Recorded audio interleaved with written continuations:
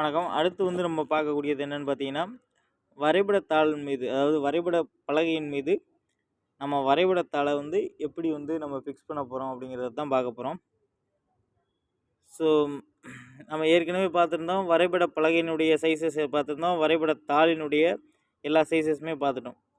So நம்ம maximum எந்த பேப்பரை வந்து நம்மளுடைய கிளாஸ் ரூமில் பயன்படுத்துவோம் அப்படிங்கிறத வந்து திரும்ப நீங்கள் ஒரு தடவை நான் ஏற்கனவே உங்களுக்கு சொல்லியிருக்கேன். திரும்ப ஒரு தடவை ரிமைண்ட் பண்ணி பாருங்கள். ஸோ இப்போ உதாரணத்துக்கு A3 பேப்பர் நான் நம்ம யூஸ் பண்ணுறது வந்து என்ன பேப்பருங்கிறத நீங்கள் ரிமைண்ட் பண்ணிக்கோங்க. பட் நான் இங்கே வந்து உங்களுக்கு வந்து சொல்கிறதுக்காக இப்போ ஏதோ ஒரு சைஸ் பேப்பரை சொல்கிறேன். ஸோ A3 அப்படின்னு எடுத்துக்கிடுவோம். ஸோ ஒரு A3 பேப்பர் இருக்குது அப்படின்னா அதை நம்ம ட்ராயிங் போர்டில் எப்படி செட் பண்ணுவோம் அப்படிங்கிறத நம்ம ஐடிஐயில் படிக்கும்போது என்ன விஷயங்கள் பண்ணமோ அதே தான் ஞாபகம் வச்சுக்கிட்டு அதே இதை மட்டும் நம்ம மைண்டில் வந்து சும்மா சின்னதாக ஒரு கிளான்ஸ் மாதிரி பார்த்துக்கலாம். ஸோ வரைபட பலகையில் இருக்கக்கூடிய அதாவது நம்ம ட்ராயிங் போர்டில் சென்டராக வந்து எப்போவுமே வந்து அந்த பேப்பரை வந்து ஃபிக்ஸ் பண்ணுவோம். ஸோ அந்த பேப்பரை ஃபிக்ஸ் பண்ணுறதுக்கு முன்னாடி என்ன பண்ணணும், எக்ஸ்ட்ரா ஒரு பேப்பர் வைக்கணும். எப்போதுமே ஒரே ஒரு பேப்பரை வச்சு நம்ம ட்ரா பண்ணக்கூடாது. ட்ரா பண்ணுறதுக்கு முன்னாடி ஏற்கனவே ஒரு பேப்பரை வந்து நம்ம ஃபிக்ஸேஷனாக வச்சுருக்கணும். அதுக்கப்புறமா இன்னொரு பேப்பரை அதுக்கு மேலமா நம்ம வரையக்கூடிய பேப்பரை வந்து ஃபிக்ஸ் பண்ணணும். ஓகேவா? அதுக்கப்புறம் வரைபட பலகையில் வந்து நம்ம ஒர்க்கிங் ஏதாவது வந்து நம்ம T² வந்து நம்ம யூஸ் பண்ணல. நீங்கள் நல்லா யூஸ் பண்ணி பார்த்தீங்கன்னா நம்ம மினி டிராஃப்டர் தான் யூஸ் பண்ணோம்.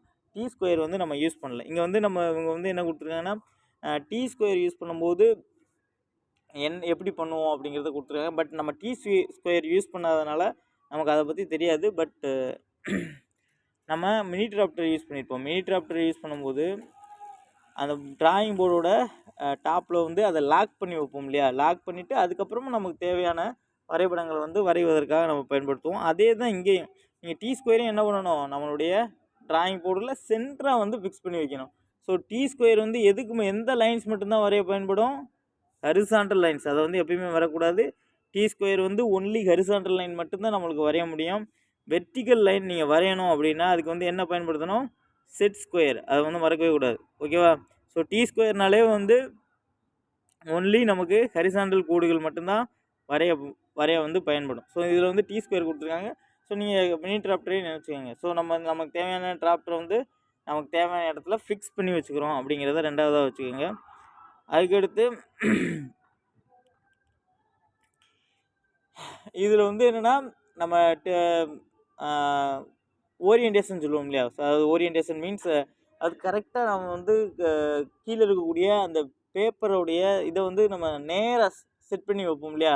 ஸோ அந்த மாதிரி செட் பண்ணுறதுக்கு அதனுடைய சென்டர் மையத்தை வந்து கரெக்டாக ஃபிக்ஸ் பண்ணிவிட்டு நம்ம பேப்பரை வந்து ஒட்டிக்கிறோம். ஸ்கேல் யூஸ் பண்ணி நம்ம பண்ணும்போது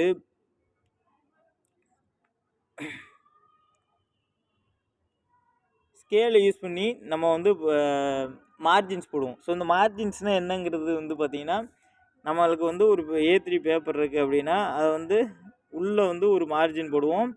மார்ஜினுக்கு அப்புறமா தான் அடுத்து உள்ளே நமக்கு தேவையான விஷயங்கள் எல்லாத்தையும் வரைவோம். ஸோ அதை பற்றின விஷயங்களை தான் அடுத்து நம்ம பார்க்க போகிறோம். ஸோ இதில் வந்து ஒரு பேப்பர் இருந்துச்சுன்னா அதில் எப்படி மார்ஜின் போடுறோம், எப்படி ட்ரிம் பண்ணுறோம், அதில் என்னென்ன மாதிரியான பார்ட்ஸ் இருக்கும் அப்படிங்கிறதெல்லாம் அடுத்து நம்ம பார்ப்போம். ஸோ இதில் வந்து ஒரு பேப்பரை ஃபிக்ஸ் பண்ணுறதுக்கான ப்ரொசீஜர் என்னவோ அதைத்தான் அவங்க கொடுத்துருக்காங்க. இங்கே வந்து பார்டர் லைன்ஸ், இந்த பார்டர் லைன்ஸ் தான் வந்து பார்டர் லைன்னா எல்லை கோடுகள், லே அவுட் கோடுகள் அப்படின்னு சொல்லுவாங்க. ஸோ இந்த லே அவுட் கோடுகள்னால் என்ன, அதுக்கப்புறம் டைட்டில் பிளாக்னா என்ன அப்படிங்கிறதெல்லாம் அடுத்து வரக்கூடிய அடுத்த பார்ட்டில் நம்ம பார்க்கலாம். ஸோ இது வந்து வேறு ஒன்றும் கிடையாது.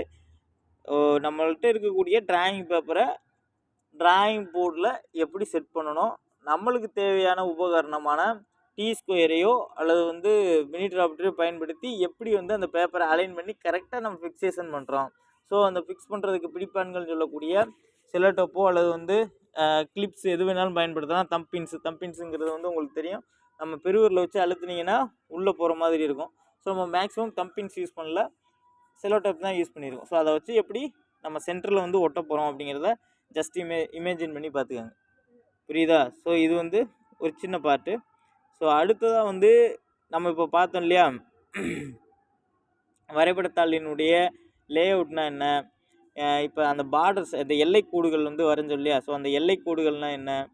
அதுக்குள்ள வந்து ஃப்ரேம் எங்கே வரும்? ஃபோல்டிங் மார்க்ஸ்னா என்ன? இத பத்தின விஷயங்கள் எல்லாமே அடுத்து நம்ம வரக்கூடிய அடுத்த பார்ட்ல வந்து பார்ப்போம். 1 மினிட்.